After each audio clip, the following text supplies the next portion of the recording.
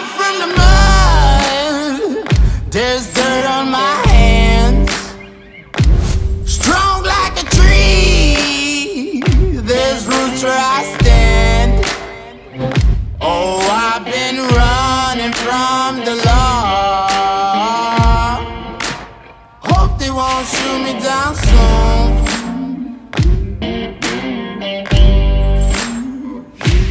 They sing on a sleepless night. Try to catch me howling at the moon.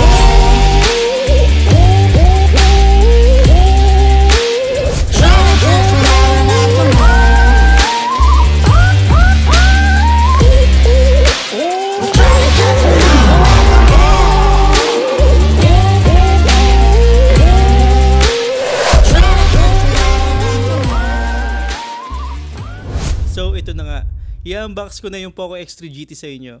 Well, late na ako dito sa review na to pero excited pa rin ako. Alam ko marami na kayo napanood na review dyan pero itong review na to mas makakatulong sa inyo kung ito yung phone na para sa inyo. Meron mga konting difference tong review na to kumpara mo sa iba. Dahil marami nang dumaan na updates to panigurado kumpara mo sa napanood mong review. Marami pa rin gulong-gulo kung anong phone ang bibili nila. Kung Poco X3 Pro ba, itong Poco X3 GT o yung Poco F3. So simplihan ko na lang para lalo nyong maintindihan. So mamaya sasabihin ko sa inyo kung anong pipiliin nyo sa simpleng paraan. So ito na yung Poco X3 GT. Same box pa rin sa mga nakaraang Poco phones, black and yellow combination, pero sana magdagdag sila ng art o design sa sunod na box nila, pero di naman masyadong importante ito. Basta mabilis yung phone o matagal maloobat, okay na ako dun. Sa loob ng box, meron tayong small box pa rin dito. Sa loob niyan may kasama siyang SIM injector pin, user manual at warranty card. Then may free jelly case to. Makapal tong jelly case na to, same sa Poco X3 Pro. Pero ang problema ko dito kapag katagalan, nag-yellowish siya. Sakit talaga ng mga jelly case to. Bakit kaya hindi na lang bluish o pinkies? Yung tipong pag nakita mo tapos magugulat ka, uy, pinkies, diba? Sikretong malupit, pwede pa bulong. Then yung last dito sa small pink na box, yellow na box, yung dongle para dun sa earphone mo dahil wala siyang headphone jack. Itong headphone jack talaga na to, minsan wala, minsan meron. Gulong-gulo ng utak ng mga reviewer dito pero di lahat kailangan to. Meron naman tayong mga Bluetooth headset or earbuds pero problema sa Bluetooth headset, medyo delay siya ng 0.5 seconds lang naman. Sa box pa rin meron tayong Type-C cable at medyo makapal tong cable na to dahil meron siya kasamang 67 watts fast charger. Medyo malaki talaga yung charger na to. Ayaw ko lang dito yung saksakan niya or yung plug niya. Hirap na ako dito. Nagpalit na ako ng socket o pati mga extension namin. Bakit kaya hindi sila magbigay ng US plug charger? Kung di nyo pa napapanood yung reklamo ko about dito sa charger na to, panuorin nyo. Ilalagay ko yung link sa description. First expression ko sa phone na to, kakaiba siya sa mga Poco X3 series. Yung X3 NFC at X3 Pro, halos same lang yung tsura nun. Pero itong Poco X3 GT medyo decente itong tignan kumpara mo sa dalawa. Ang kulay nito is Stargaze Black na may mga merong glitters dyan na parang stars, mga ganun. Kaya nga Stargaze Black, diba? Dahil parang may star siya tapos may black siya. Basta yun na yun. Pero may ibang kulay din ng Poco X3 GT. May Waste Blue at Cloud White. Astig yung mga kulay na yan. Well, sa price point pa lang medyo panalo na to kumpara mo sa ibang phone. Tapos mataas na rin yung processor nito. Meron nga akong nakita, 19,999. Di ko na lang sasabihin yung brand name. Parang Oppo yata, na Reno 6Z. Tapos naka Dimensity 800U lang siya. Parang katumbas lang siya ng Snapdragon ng 732G. Tapos naka 4,300 mAh na battery. Yun lang, di ko na sabihin yung buong details pero check nyo na lang. Sobrang mahal niya para sa ganung specs, diba? So yung body nga nito medyo may pagka-star effect siya at rectangular shape yung design ng camera. Tapos may mga curved edges dyan, which is prefer ko yung mga gatong design. Medyo nakaumbok yung bandang camera part nito tapos mapapansin mo talaga. Hindi ko naman problema yung gantong design dahil maayos naman to lahat sa case. Mapa-flat naman siya kahit sa jelly case. Yung ibang arte, no? Ayaw nila ng ganitong nakaumbok na camera. Pero magagawa naman talaga ng paraan sa case to. At wala pa ako nakitang tao na bago yung phone tapos hindi mong gagamitan ng case. Depende na lang kung walang kasamang case yung phone mo. Then sa likod nito may pagka mirror finish siya at plastic yung back nito. Ayaw ko lang dito is fingerprint magnet siya pero normal naman sa mga phone na ganito. Okay lang naman yun. Sabi ko nga may case naman tayo, diba? Sa side na yung power button, /fingerprint scanner. at yung volume rocker. Diyan ka rin mag-hard reset kung kailangan mo pagiting ng araw. Then other side, dual SIM card tray. Wala tayong slot para sa storage. Kung nagkukulangan kayo sa 128GB na storage, better kunin nyo yung 256 na storage. Sa top, yung microphone, speaker tapos IR blaster. Sa bottom naman, microphone, Type-C port tapos another speaker din with high resolution audio. So meron tayong dual speaker dito. Sa display naman meron tayong IPS LCD display. Pero pansin ko dito parang nag-enhance yung kulay nito kumpara mo sa ibang IPS. Then sabi sa ibang review na napanood ko, problema daw nito is viewing angle. Yung nag-dim yung color tapos yung image kapag nakatilt. Like yung sinabi ni Pinoy Tech Dad. Ito yung clip na yun. Meron tayong malaking con pagdating sa display. Now, hindi ko sinasabing pangit yung display ng Poco X3 GT. Sa katunayan, maganda naman yung display niya para sa IPS LCD panel. Pero ang advantage kasi dapat ng isang IPS panel is yung napakagandang viewing angles. Pero pag papanoorin nyo tong comparison video natin ng Poco X3 GT and Poco F3, makikita nyo kung ano yung sinasabi ko. So, napanood nyo, meron nga siyang dim. Pero kapag IPS at nag-shot ka sa DSLR, ganun talaga yung lalabas dahil dun sa ilaw o liwanag ng phone mo. Nag-iiba yung exposure sa cam nila or cam natin dahil manual yung gamit namin, lalo na sa IPS. Pag nag-iiba yung angulo, nag-iiba din yung kulay. So, lalo na sa IPS, ganun talaga. Pero to be honest, sa personal, hindi mo mapapansin yun. Parang wala siyang dim o ibang angle. Kung naka-Poco X3 GT kayo, pwede pa-check o mag-comment kayo ngayon kung talagang nag-dim yung phone nyo kapag naka-tilt o naka-ibang angle siya. Para matulungan natin yung ibang bibili ng phone na to. Pero para sa akin, wala akong problema doon. Wala naman taong nag-cellphone na nakatilt yung phone o nakatagilid yung phone. Ano ka, baliw? Pero sa totoo lang, hindi ko random talaga yung problema na yun. Then, meron siyang 120Hz refresh rate dito para sa smooth scrolling. May pagpipilian kayo dyan, 60 to 120Hz refresh rate. Sana meron silang 90Hz para makatipid tayo sa baterya, diba? Pero okay lang. Maganda naman yung 120Hz refresh rate. At smooth naman siya. At malinaw talaga tong IPS nito compare mo sa ibang IPS na nagamit ko. Then, ang protection nito is Corning Gorilla Glass Big Tooth. Ito yung pinakamatibay na glass at latest na protection na gamit sa mga flagship phone. So, expected mo na matibay talaga to. Pero syempre, payo ko na bumili pa rin kayo ng tempered glass para extra protection na rin. Kahit matibay to, nandun pa rin yung pangalan na glass. So, basag pa rin siya kung malakas talaga yung pagkabagsak. Actually, first expression ko lang to. I-review ko pa to ng 1 week to 2 weeks siguro. So, better subscribe kayo sa channel ko para mapanood nyo pa yung full review ko dito. At hit mo yung notification bell para updated kayo sa lahat ng videos natin. So, balik tayo sa display. Meron nga tayong Gorilla Glass Big 2 sa protection pero mapapansin mo yung punch hole sa camera. Medyo malaki siya unlike kay Poco F3. Parang same size sila ni Poco X3 Pro.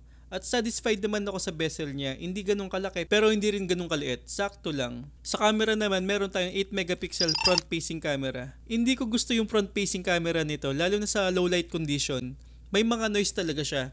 Pero kapag maliwanag naman shot mo, okay naman siya. Sa main camera, meron tayong 64 megapixel main camera, 8 megapixel ultra wide at 2 megapixel macro. Okay yung rear cameras nito. Ito yung mga sample shots ko.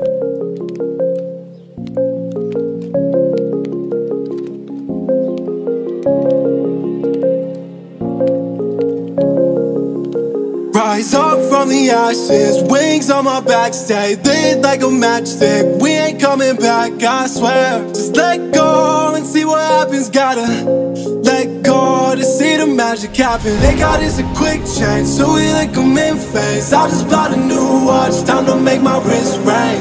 The zero gravity keeps elevating me.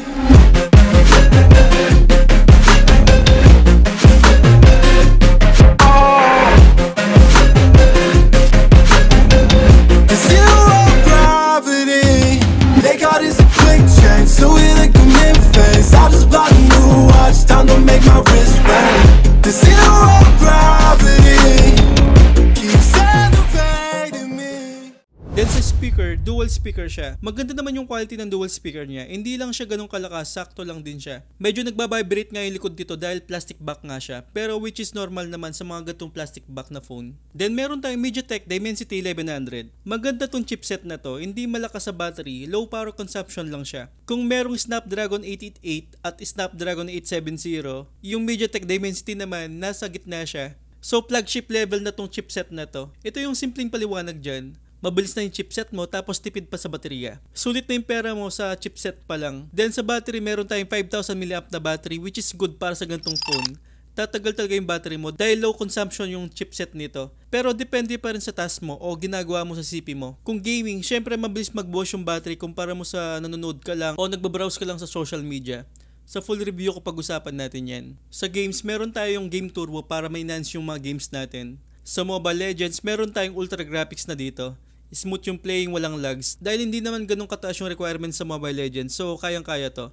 At maganda sa phone na to, hindi siya masyadong nag-iinit, di tulad ng ibang phone. Sa picking pa lang, sa ibang phone, nag-iinit na siya. Pero dito, kalma lang yung chipset nito. Yun yung isa sa maganda sa phone na to. Sa Asphalt 9, maganda din yung graphics dito. Pero kapag may kabanggaan ka o bungguan na nagaganap, medyo may frame drop siya. Pero still hindi siya nag-iinit sa ganitong games. Sana maayos to sa next update. Sa Genshin Impact, dito mo talaga matest yung phone dahil heavy game to. At napansin ko dito, wala siyang lag o frame drops. As in, maganda yung galawan mo dito. Pero syempre, heavy games nga to, nag-iinit yung phone mo. Which is normal naman sa ganitong laro. Pero hindi ganun kainit, sakto lang. Siguro sa laro na ganito, gumamit talaga tayo ng phone cooler. Smooth naman to sa Call of Duty Mobile. Masarap din yung speaker niya. Ramdam mo talaga yung gunshot at footstep. Wala kang problema dito sa Call of Duty Mobile. Sa Space Impact, masarap maglaro dito. Walang lag, walang frame drops, o kahit meron pa, wala naman may pakialam dito. Dahil ako lang yung nag-iisang sarawalong naglalaro nito. Ito yung...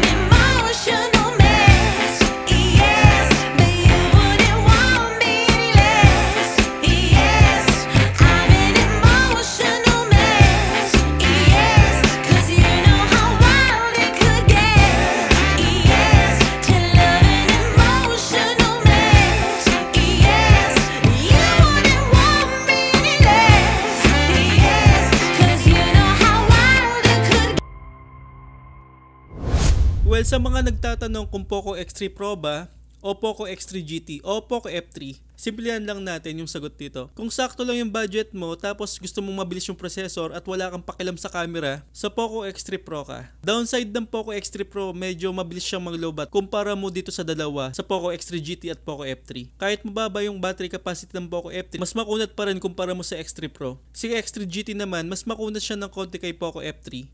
Kung ayaw mo naman kay Poco X3 Pro tapos may konting budget ka na 14K to 15K, dito ka na sa Poco X3 GT, maganda yung battery, mataas yung chipset, at may charger ka pa na 67 watts. So na-test ko nga yung charging nito, full na siya ng 1 hour and 15 minutes sa test ko. Then yung camera nito okay din siya, hindi lang sa front facing camera, sa low light condition. Pero kung gusto mo naman ng best camera, best gaming phone, best battery life, at gusto mong magdagdag ng konti, sa Poco F3 ka na. Halos binangga lahat ng flagship phone nito. Kung di nyo pa napapanood yung 10 reason ko about sa Poco F3, maglalagay ako ng link sa description. Maghintay kayo ng full review ko sa Poco X3 GT. Sana nakatulong ako sa inyo. Kaya tayo sa susunod na video. Thank you for watching. This Paul Tech TV.